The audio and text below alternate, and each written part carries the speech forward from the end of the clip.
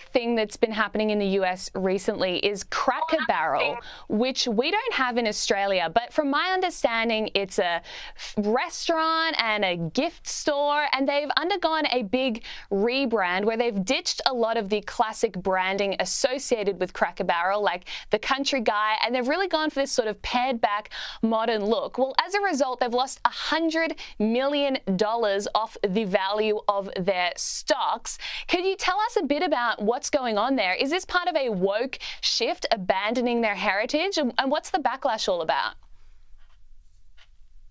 Yeah, so a lot of Americans, we've grown up going to Cracker Barrel. People have a ton of memories going there for soccer tournaments or on their way to visit their grandparents.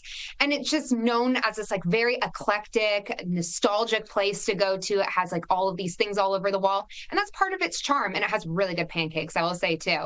But this is what the woke people do. They're constantly coming in.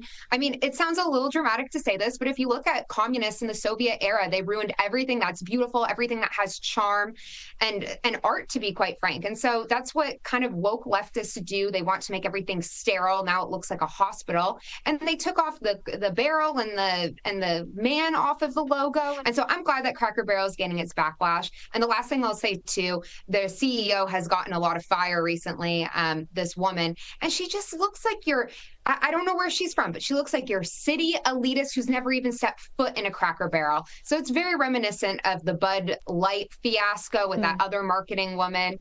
And so hopefully these companies are learning their lesson and keep your tradition and charm. Exactly. Well, Jamie, thank you so much for joining me. Thank you so much for having me on.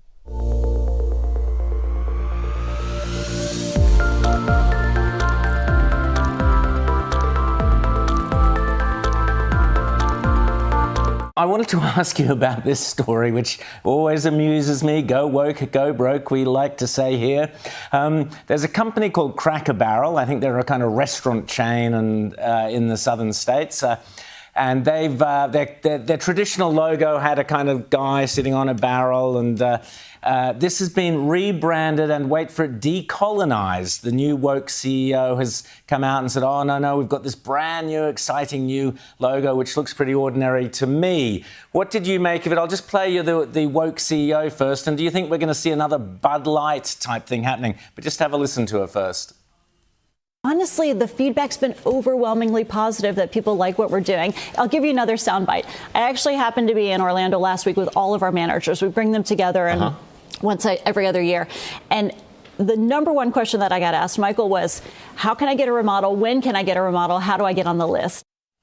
So, Natalie, the logo at the top had a kind of nice drawing of a guy sitting there on the barrel, and that's a bit of history there. The new logo on the right of the screen now is so boring and unimaginative. What did you make of this story, Natalie? Well, I think the stock price doesn't quite comport with what she was saying there. But look, you hit the nail on the head, right? This, I think, is sort of a quintessentially vintage Americana brand in the same way that Bud Light is very American. The typical advertisements that people who drink it are real red-blooded, patriotic Americans. And I think that there's some sick, twisted glee that people on the left derive from destroying these sort of culturally nostalgic brands for what is American identity. And instead of creating these new companies or creating these new visions, those oftentimes fail, they feel the need to just decimate and destroy what already exists and sort of imbue it with their sense of the world, which is not at all, not just what the shareholders want, but what the customers want. And it's this very weird, like, controlling dynamic. And I think you see it in the same way that you've seen the Democrats have this glee, almost sadistic glee over trying to take over Texas. They love destroying what is iconically American. And I think this is just sort of a corporate rendition of that. Absolutely. And Natalie, and I think it's the perfect metaphor because they remove the character and the history, but they don't put anything in its place. It's not like there's some new thing to come. It's just all about getting rid of the past with no new ideas. It's ridiculous.